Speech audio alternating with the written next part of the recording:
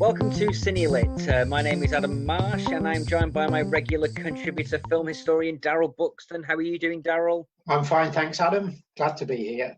Good stuff. Well, we are unfortunately missing a member of our team.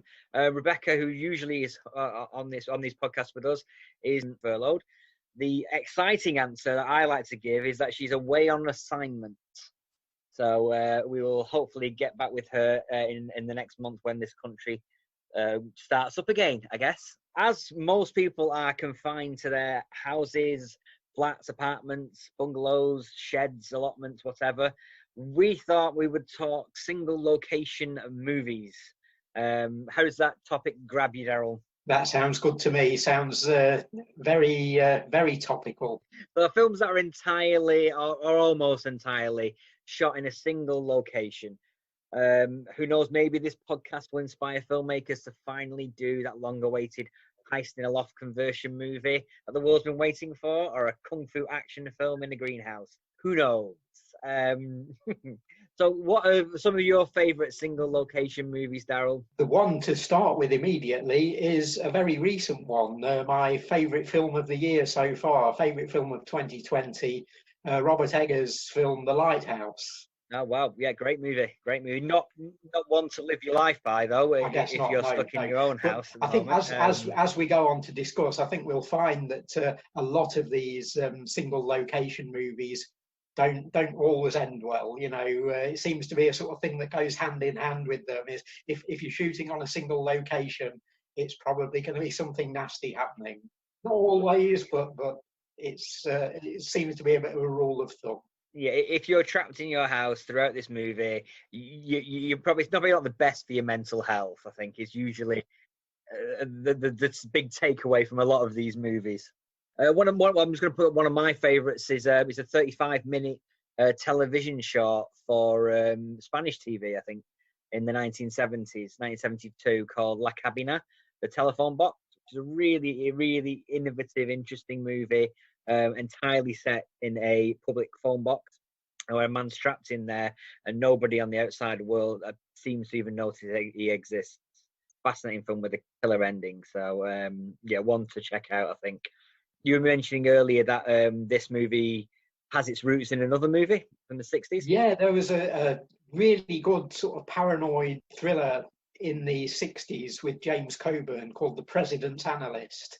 And the phone company is like, they keep mentioning the phone company all the way through that film as though it's the bad guy and it's part of some big American conspiracy. It's all done in a sort of light-hearted psychedelic way, but it's got this sinister core running through it. And the last few minutes of the film has James Coburn basically going through the same routine that the guy in La Cabina goes through, only 5 years earlier. So I think Antonio Machero, the director of La Cabina, was probably watching quite closely, but then took that 5-minute skit from President's Analyst and developed it into half an hour, and very successfully. So, you know, I'm not just saying the film's a rip-off. I think it's a very good riff on earlier material, and yeah, really sort of creepy and scary, and works its way to a very satisfying ending. Yeah, worth checking out if you can find that online anywhere. Cool. So how do you want to do this topic, Darrell? Initially I thought we could maybe do this historically, as we do. We start early and move onwards. But yeah, well, I think we'll go back in time, and I think that's a good place to start, because if you think about the transition from silent to sound cinema, you've got some people, especially if they're not working at major studios, you've got people working on limited resources around sort of 1929, 1930, people who want to make films, but they're not making them at Warner Brothers or whatever, you know, people making films fairly cheaply with small casts and so on. And you've also got this trend of, especially as sound comes in, of stage hits, Broadway hits and so on being filmed and brought to film.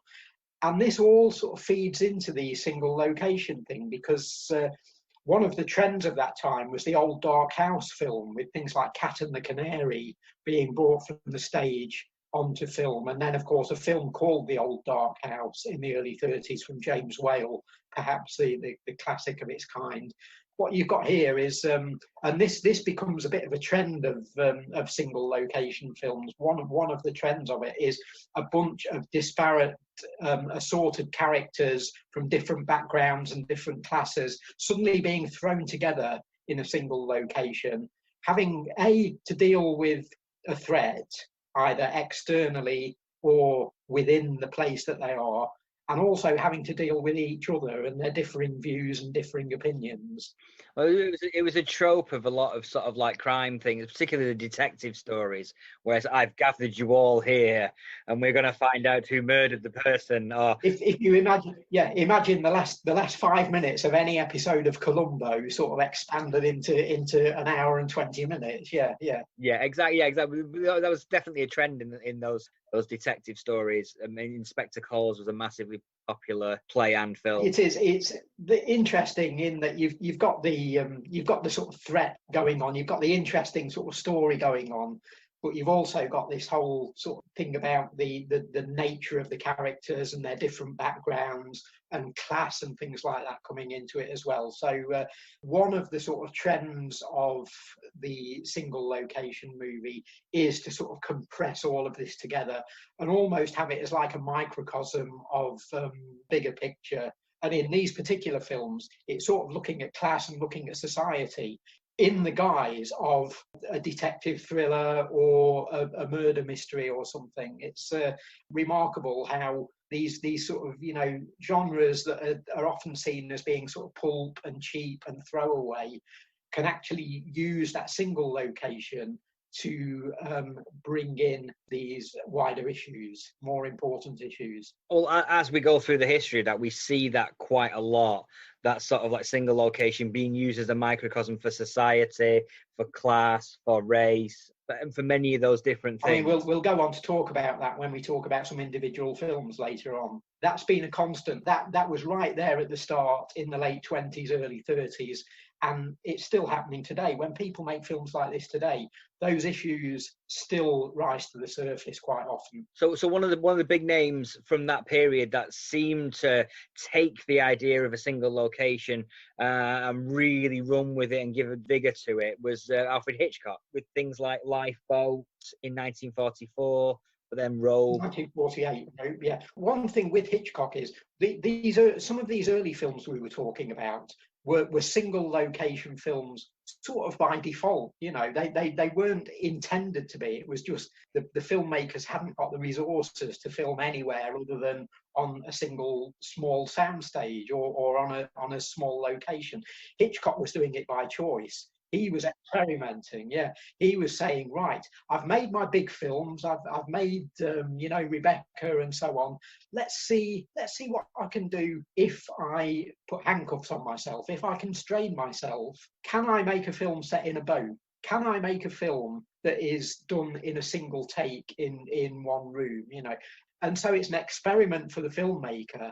And if audiences then like the end result, that's a bonus, But yeah, it was all an exercise for Hitch in these cases. Like you say, I think like Rebecca and The Lady Vanishes, earlier Hitchcock films almost were single location films by default. Like Lady Vanishes, it's got scenes at the start, but most of it's set on that train when the lady actually vanishes. So although they are films that are fairly big in scope, you can see the seeds sort of starting to form in Hitchcock's mind there of, right, I've done The Lady Vanishes, I've got these scenes set on a train, what if I condensed that? What if I tried to pull that in even further, and stick the characters on a lifeboat or whatever, and with remarkable results, I think. He really set the template for the experimental filmmaker who wanted to do this by choice.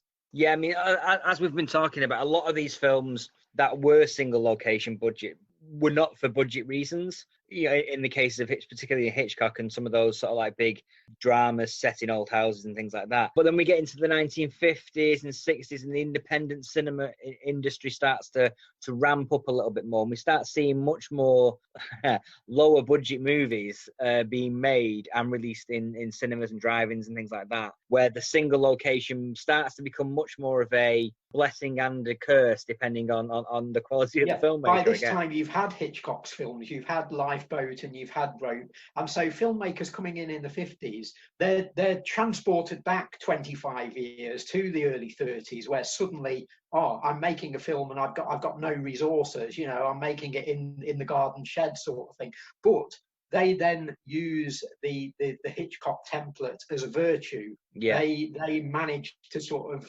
have their cake and eat it. It's brilliant. You know, they can say, okay, right, I'm making a film in my garage, but what can I do with that? How can I make that interesting? So yeah, you've suddenly got this whole area where low budget filmmakers are capable of making very interesting work and actually experimenting and using the lack of resources as a positive. I guess that's where the sort of like ties to genre start to come in, because low budget films tended to be genre films because they were being made for specific audiences. So the sort of like combination of the low budget, the genre, and the single location starts to come in the 50s and 60s, I guess. Yeah, I mean, one thing you'll get, for instance, is the early rock and roll movies. Instead of getting Elvis Presley, who they can't afford, you know, they get the guys who've played at the local town hall that weekend. They pay them $5 or as much beer as they can drink, you know. They get 3 or 4 of these bands into a hall somewhere, film them, create some drama around it, you know, some juvenile delinquent type knife drama or something, you know. And hey, you've got an hour-long movie with film.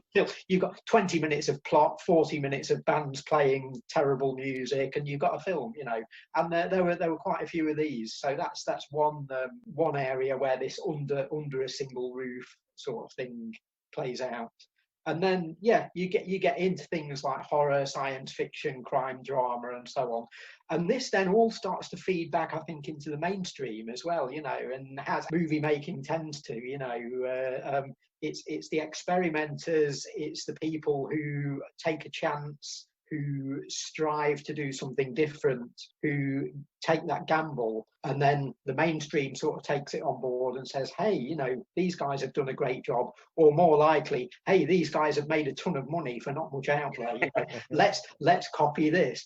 The single location movie fed into that as much as anything did, you know. But yeah, a lot of it does come. The roots of it are really in the fact that you're talking about filmmakers in the late 20s and early 30s, around the sort of time that sound came in, and then later on in the 50s as technology starts to change and people have more access to filmmaking, and right up to today as well, where that's happening again. We're actually living in a period now where a lot of young filmmakers are breaking through and saying, hey, you know, I can make a film for 50 quid on my phone. But once you've decided to make a film for 50 quid on your phone, you'll probably find that you tend to make a single location movie. You can make a film on your phone. You can't make Dr. Zhivago on your phone, you know. So what do? You go into your garden shed and you make a film with your mate. But that seems to be a trend that sort of comes back every sort of 25 or 30 years, you know, as technology changes and as more people want to get into filmmaking. So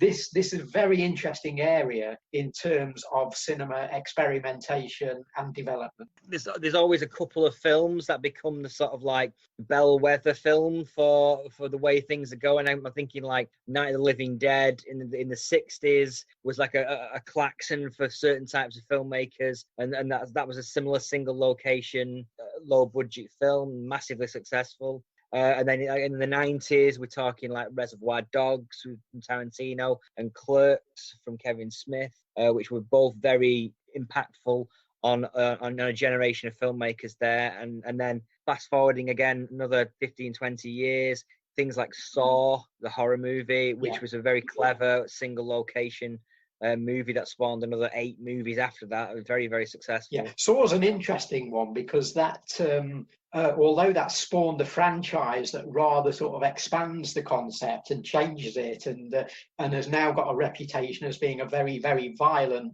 and twisted sort of horror franchise.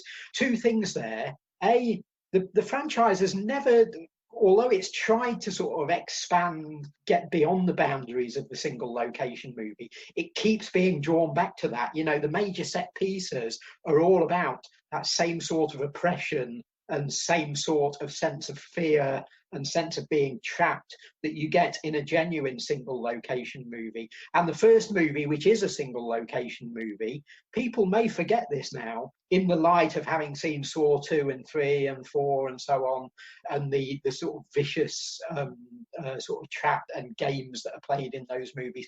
That first movie has actually got a very, very sort of 1930s feel to it, with a sort of hooded, skulking killer sort of roaming around, and the whole mystery set up to it of why are we here, what's happening, how do we get out of this.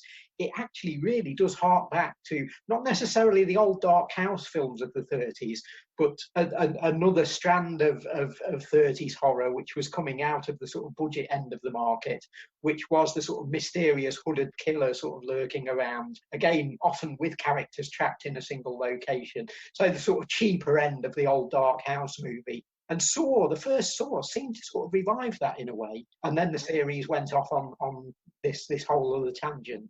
But yeah, that's a very important film, both in terms of film culture, in terms of the way that people have sort of used it as an inspiration. But it's a very, very important film in the sense of what we're talking about today, which is the single location, and shows what you can do with a minimal cast, with again, imposing constraints on yourself. We talked earlier about Hitchcock being deliberately challenging himself with the constraints of a single location or one shot take. He was deliberately trying to find ways of constricting himself. And I think another name that looms large in horror that I feel is a very similar case to that is Stephen King as a novelist. Definitely. He's done the single location novel. Yeah, very, very often, and he's done it to perfection. I've actually got this theory that King has got a private bet going with himself throughout his career, that he wrote Cujo in the early 80s, and that's largely set in the back seat of a car with, you know, mother and son being attacked by this sort of slavering rabid dog. And having written Cujo, I think King's, I love to theorize about this. I think he's sort of thought to himself, I wonder if I could write a novel set inside a cardboard box or something, or a matchbox, and he's tried to sort of condense things more and more. He's done 2 novels which have both been filmed since, about characters who spend the entire story in a bed, trapped in a bed. So you've got Misery and you've got Gerald's Game. He sort of expands the concept a little. I suppose, you know, if you go back to the start of his career with the novel The Shining, which is all about the Overlook Hotel, you know, and then you look at something like The Mist, which is all set in a sort of supermarket. There is this impression you get with King that he's sort of got this private bet with himself. Can I write stories in a more and more confined space? One interesting tale that he wrote, which has very recently been filmed, was In the Tall Grass, which is all about people sort of driving along a sort of country road. They have to stop off and wander into this field as they can hear sort of voices from within this long grass, and they go into the grass and they can't come out. That's interesting because that's a single location movie, but it's an open air single location movie, which is a whole other area of, you know, when you mention the topic single location films, I think most people's first thought is, oh yeah, people confined to a room or chained to a radiator or something, you know. But you can have In the Tall Grass, you can have Tom Hanks in Castaway, film set on an island. There is this sort of under an open sky idea going on as well. So there aren't really constraints to what this type of film can be. There's, of course, one thing we found in our research in preparing for this talk is that the trusty old British Film Institute have put a list of confined spaces and limited single set movies up on their website, which I think you're going to put a link up to. Yeah, I'll stick a link on our Facebook page to that article, but it's quite an interesting list because it's quite broad in its interpretation of what a single location is. Even more than I would be, I think. You know, it's I mean, they've included hotel films, which I mentioned earlier, and it's not just films with characters in a hotel room, and there are plenty of those, but it's actually films set in the entire hotel. So again, you can think about The Shining there. You can go back to the 30s, and while all the old dark house films were going on in these sort of very confined locations, you've also got stuff like Grand Hotel, which is a big budget, full of stars movie. Later on, you've got things like California Suite, and then you've got the Tarantino, Robert Rodriguez film Four Rooms.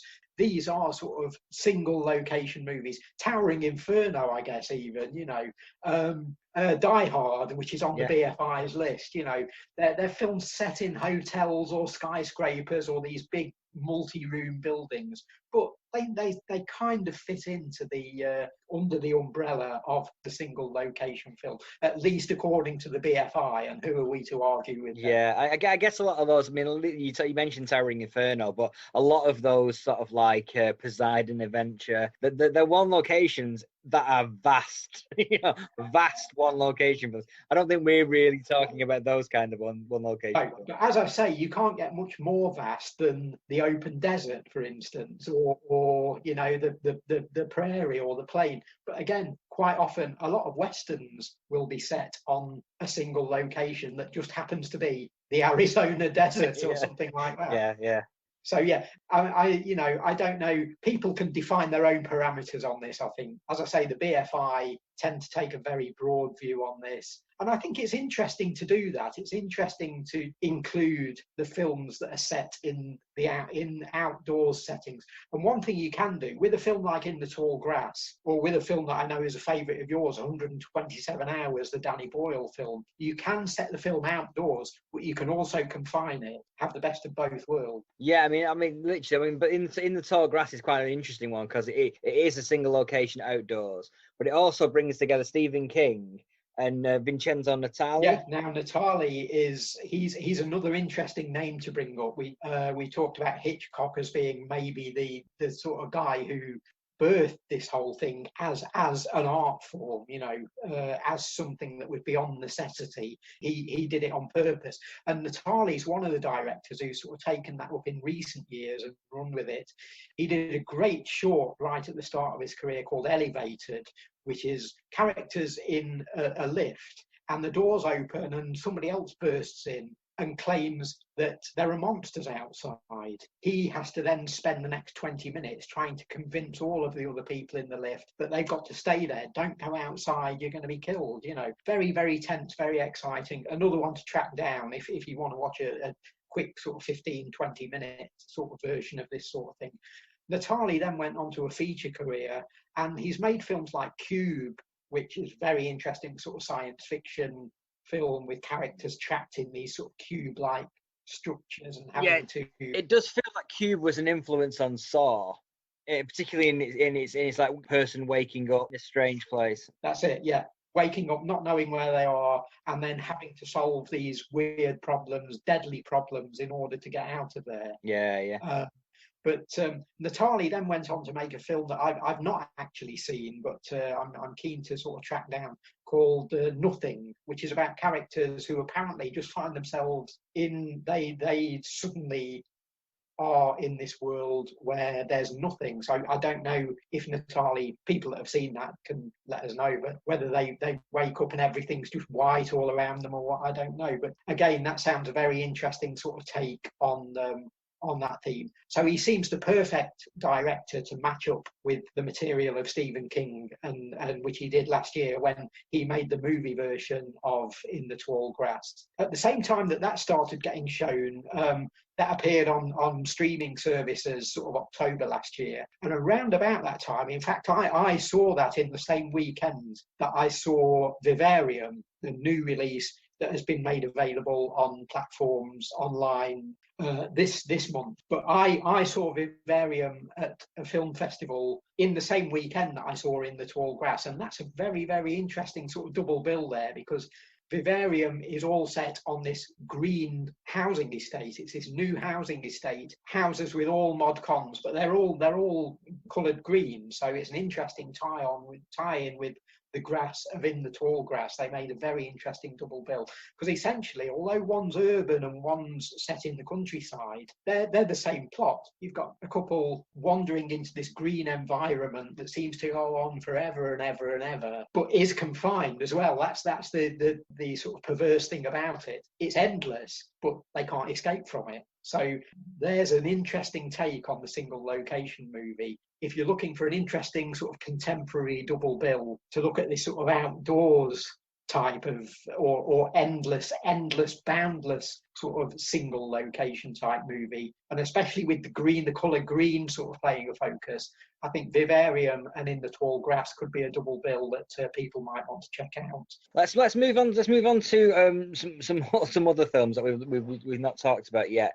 As we talked about, science fiction and genre movies tended to be the areas where people are much more comfortable in doing single location films in those areas. Films like we talked about Saw, also things like The Purge recently, which was a great example. The Purge brings us on to a whole other area, of course, which is the home invasion film, which is sort of linked with the horror film and the thriller and the crime movie. So again, it's almost like a little subgenre of its own, because it has feet in all these different camps. I think it's a fascinating genre in the sense that depending on who's directing it, it depends on where it's put as a genre. If it's directed by Michael Haneke, as is with Funny Games, it's an art house dissection of class and culture.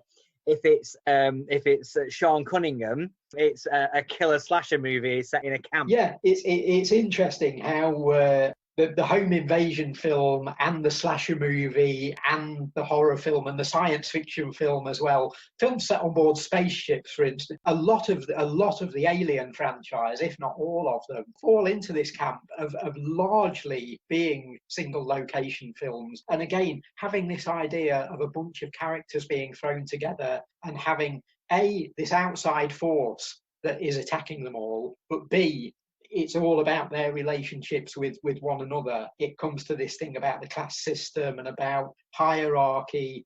And you can apply that to films we've recently seen in the past few years. There's been that great horror movie, The Belko Experiment, which was all about the office environment and people turning up to their office as they do every morning. They just turn up. It's going to be a normal working day.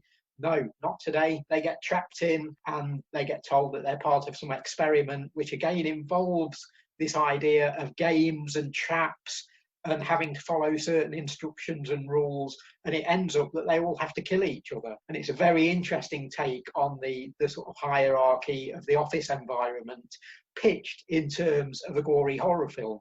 Yeah, I guess it's a very literal dog-eat-dog business world. Exactly, as a film, I guess.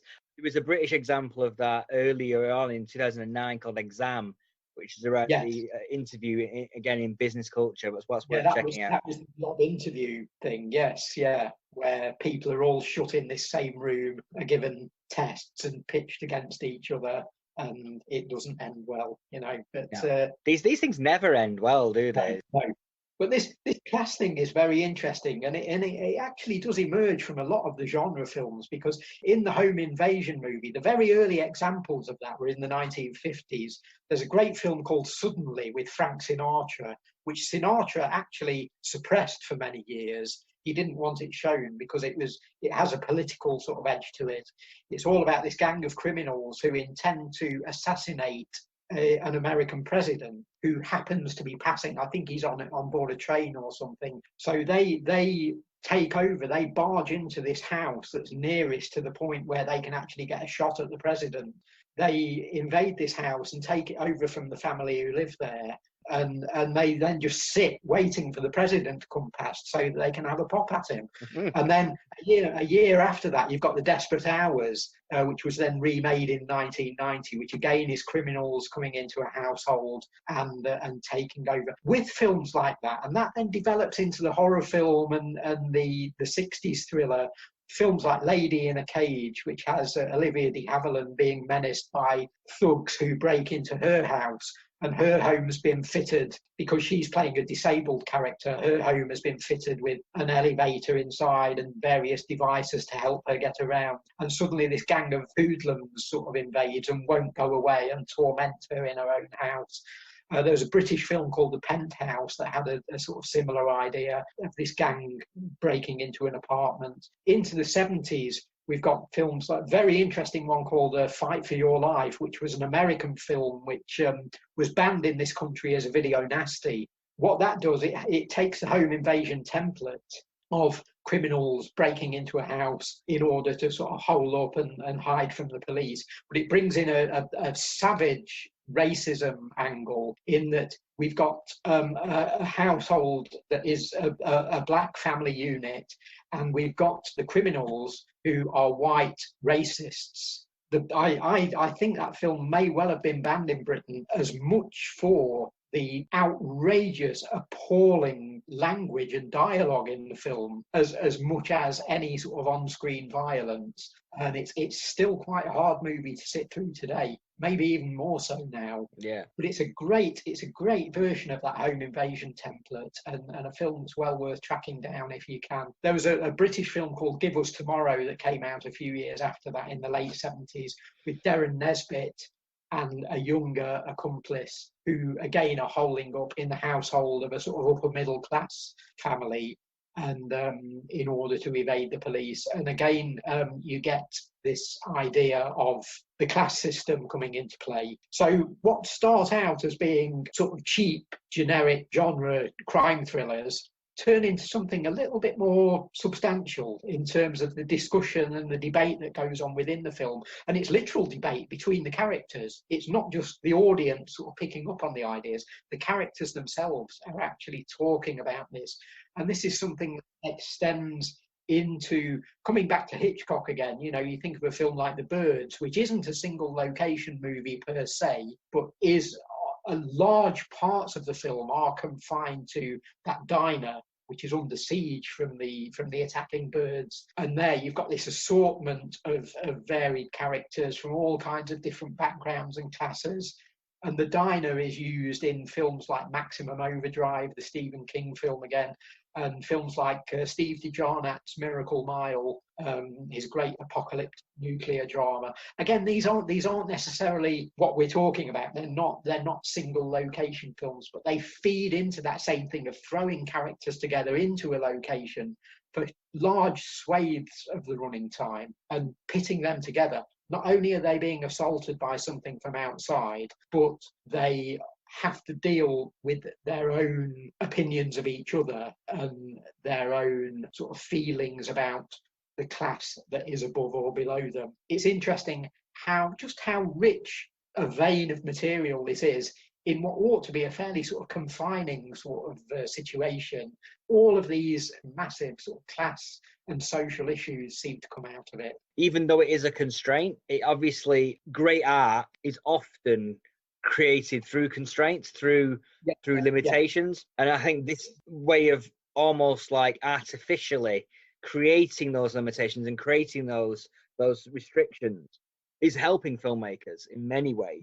Obviously you have to be a good filmmaker to do it well, otherwise you get that 40-minute sag where it's just like, this has run out of ideas now. It was good for 40 minutes and now I've got to sit through another 40 minutes of this. Well, it brings us back to the template, which is Lifeboat, you know, and this is Hitchcock testing himself, but also he's experimenting and having a bit of fun with the experiment, as he did with Rope a few years later. But crucially, the studio are expecting him to entertain global audiences. They want a product that they can sell and that's appealing to an audience. So yeah, that's an interesting place to get onto the sort of parameters of the single location movie. As we've already discussed, there don't necessarily seem to be any. You can set a single location movie on the moon if you want, you know.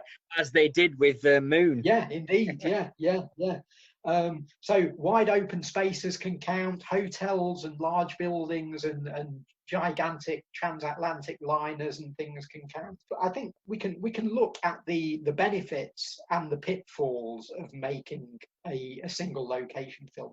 On the plus side, for young filmmakers, and if you're intending to go out and make one of these things in your loft today, you know, they can be cheap to make. They don't necessarily have to be. You can make a single location film, obviously, very cheaply. You've got the resources around you if you want to do one. You can do them with a minimal cast. So again, that can either be George Clooney and Scarlett Johansson, or it can be your mates. So it can cost 25 million, or it can cost nothing. You know, if you want it to cost nothing, it can. And we've got this angle where, for a director and for a writer, it's a very interesting area in which to experiment. You can play around with the form, you can do interesting things with it. The pitfalls, I think, as you've hit on the first one, which is maintaining and sustaining the interest.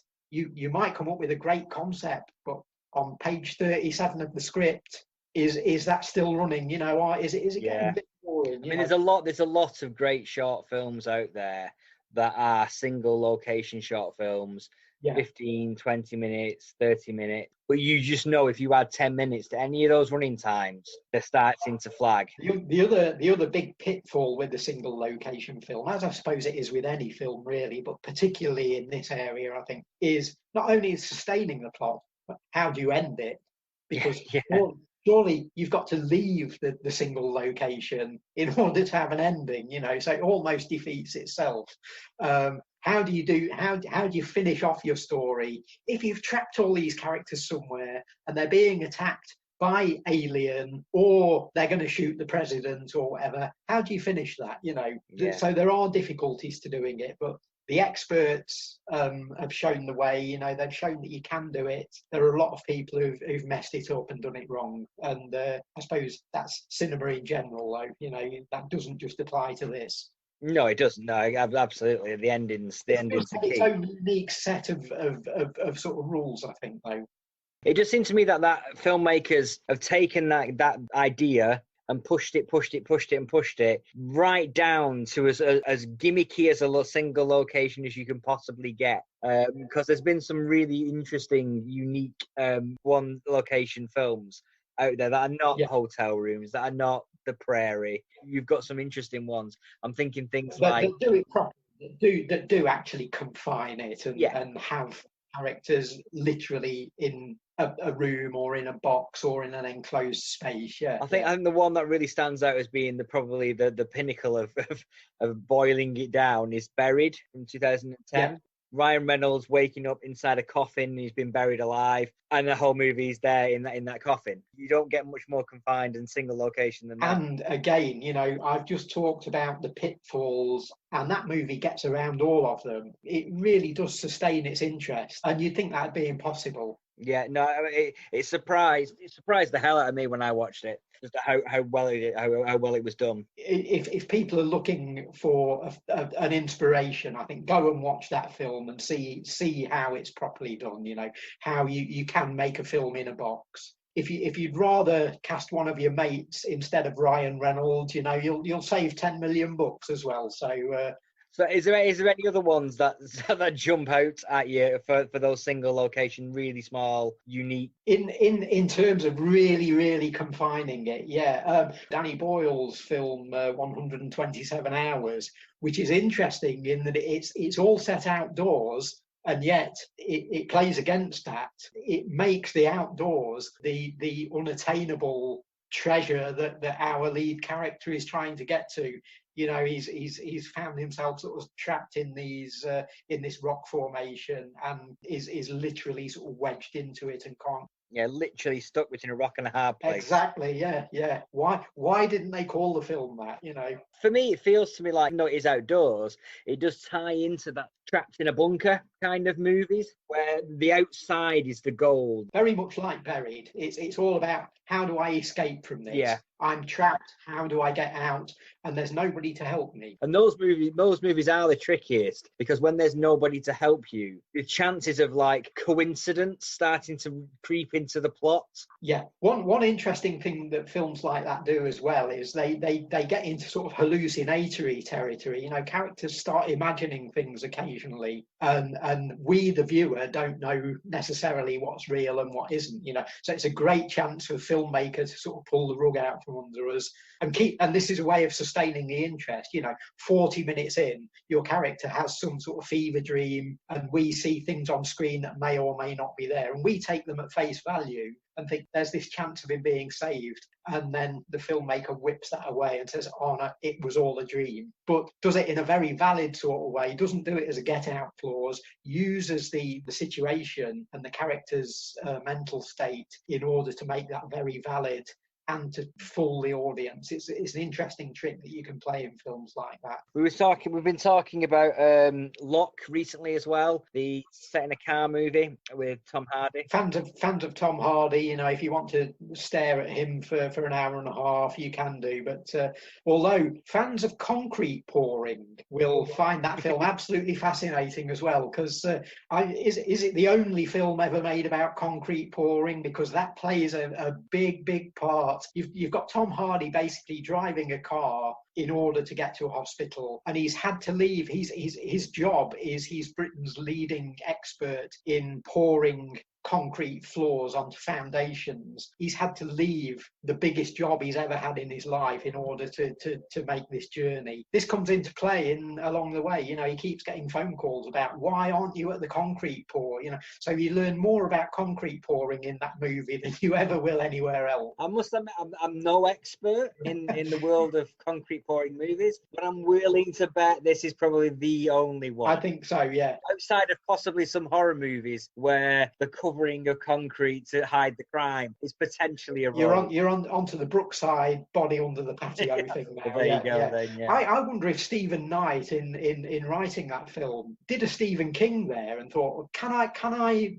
not only do a single location film, but what's the most boring subject I can think of, and can I make that interesting and sustainable? And I think he does, you know. And Tom Hardy plays a big part in that. I was about to say, when you've got like the magnetic screen presence of exactly. Tom Hardy, you know, you can make anything interesting. It's almost like Stephen Knight has developed the idea, can I make a film about Tom Hardy talking about paint drying, you know?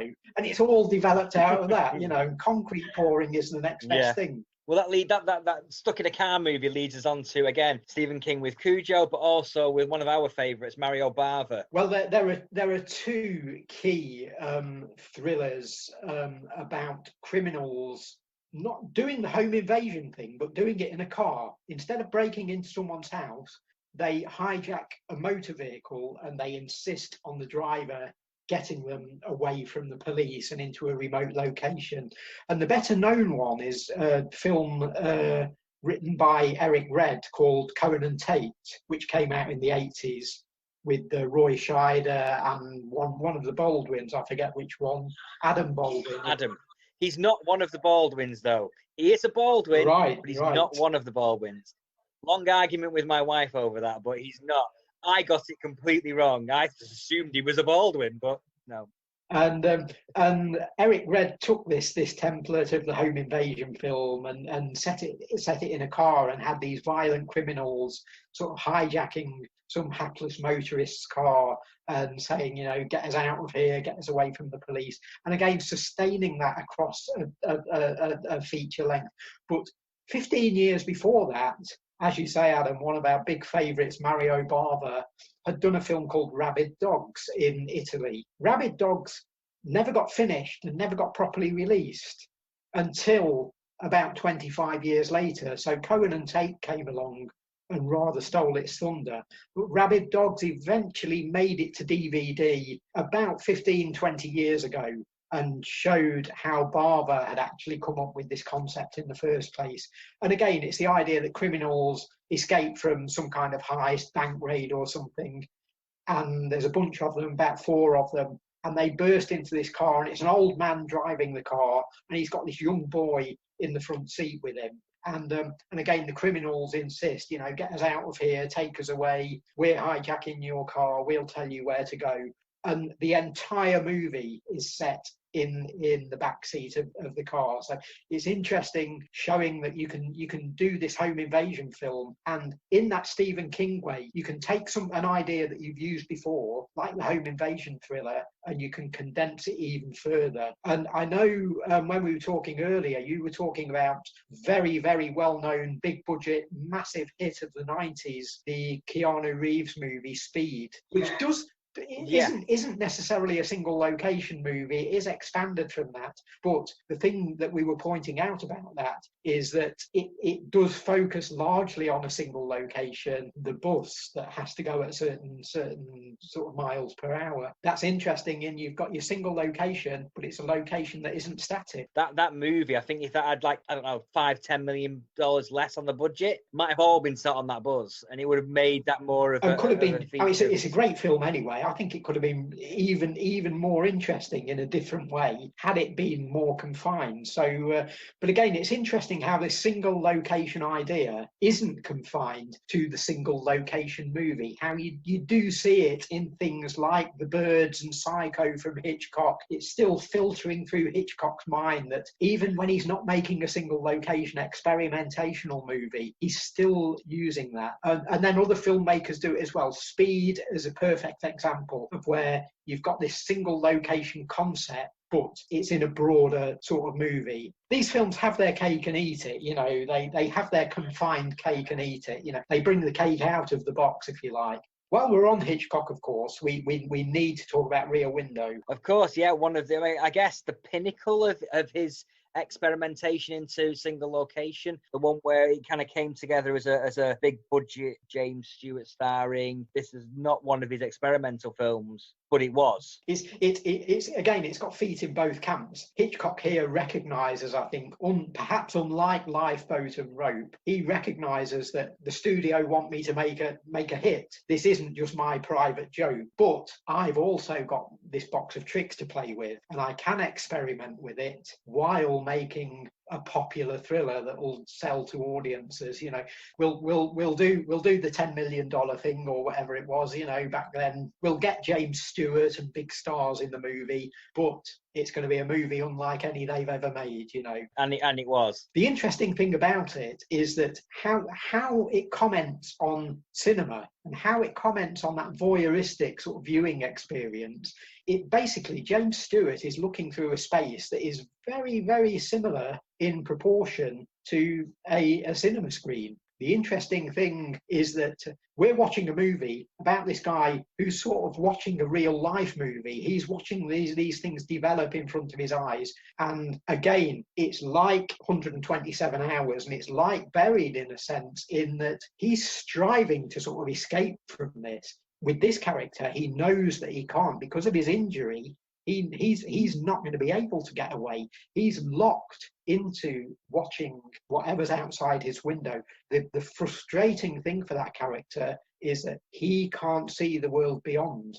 What's going on outside the frame, you know? And that's an interesting question for any cinema audience, whatever film you're watching, is whatever's interesting that's passing in front of our eyes, what's the stuff that's going on outside? What's the story we're not seeing, you know? And Rear Window, I think, nails that. Yeah, we've talked about a lot of movies today, and I think that's the 5-star gold standard, I think. If you only see one single location film in your life, put that on the poster. Well, I think we've pretty much talked as much as we can talk on a single location.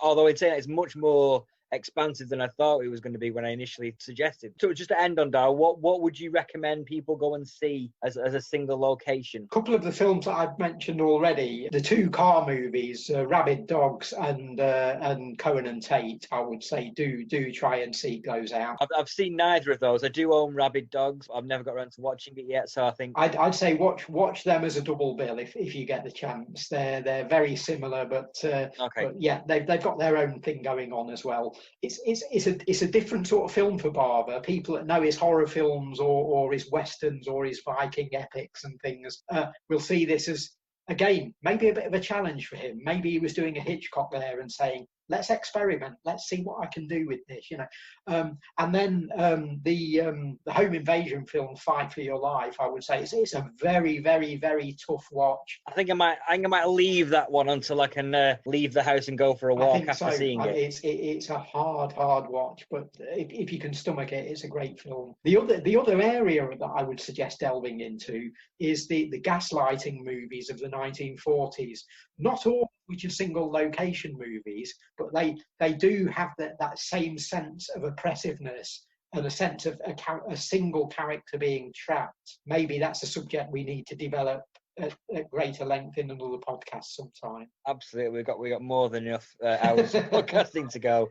I think my two recommendations are a bit lighter. Stalled, 2013 zombie movie set entirely in a women's toilet where a janitor's cleaning in there and the zombie apocalypse happens. That has a really good stab at a 90-minute running time. Doesn't quite make it, but it's a lot of fun to watch. Yeah, that I've not seen that, and that's also been recommended to me this week by another friend. Oh, really? So okay. that's one I might go and seek out. It's in the zeitgeist, I think. And the other one is a film called Tower Block. That's a great film about a sniper shooting into a tower block. The inhabitants, the neighbours on one side of the tower block, are all suddenly having bullets fired into their houses, into their flats, and are thrown together. Yeah, it's a film that does that thrown together thing, but it becomes a social film. It becomes a film about hierarchy and about class and about the issue of, do you know your next door neighbour, which most of us don't. And suddenly these people that all live together but don't know it are thrown together, and they all have to deal not only with the bullets, but they have to deal with each other. And do they trust each other? Can they trust each other's opinions and that sort of thing? And of course, the big thing for us locally is it was one of the big breakthrough films for our old pal Jack O'Connell. Yeah, and he steals the movie as well. He's very good. Absolutely. He steals it from some very accomplished actors as well. Yeah, that's one worth checking out, and wonderfully directed by James Nunn and Ronnie Thompson. With you mentioning Stalled as well, just before we go, we've not mentioned, which we intended to, another great confined zombie film, which was Pontypool. Yeah, Pontypool's a wonderful movie. Wonderful movie. Zombie movie set in a radio station, like a talk radio. Shock jock character starts getting these reports of a zombie outbreak in this small Canadian town, and it escalates from there, entirely set in within the confines of the radio station. Wonderful movie. Went down a treat when we screened it here in Derby 10 years ago or so. It's got this weird sort of take on a virus as well, which is quite sort of topical. Yeah, I mean, it's a fascinating movie. It really is. It's a movie where the zombie outbreak, the virus, is spread through words. So hearing words and then speaking words, that is the virus on. And so it's interesting that we're stuck in with these characters in this talk radio situation. Yeah. Are they contributing to the problem? It's a very interesting take on zombie cinema, and doesn't focus at all on images of living dead characters. It's all about the dialogue. It'd make a great radio play. I think it has been done as a radio play. I think it's been done. I think it was originally a novel, and it's been done as a film, and I think it's been done as a radio play as well. But as a movie, though, it does work. It's amazing how visual it is and how well it works, given the confined themes. It's an interesting single location movie. Not only does it limit itself in terms of the location, but it limits itself in terms of how it deals with its situation, with this whole thing about radio, which isn't at all cinematic, and with this focus on words spreading the disease. You know, it's sort of saying, okay, this is going to be the most talky film ever. It's going to be a film about people talking, you know, and yet how can we make that appealing to a cinema audience? And boy, do they. Cool. Well, let's wrap it up there, Darrell. Thank you very much. We'll be back hopefully soon to talk about something else. And we will see you next time for Cine-Lit. That's great. Yeah. Goodbye, everyone. Thank you.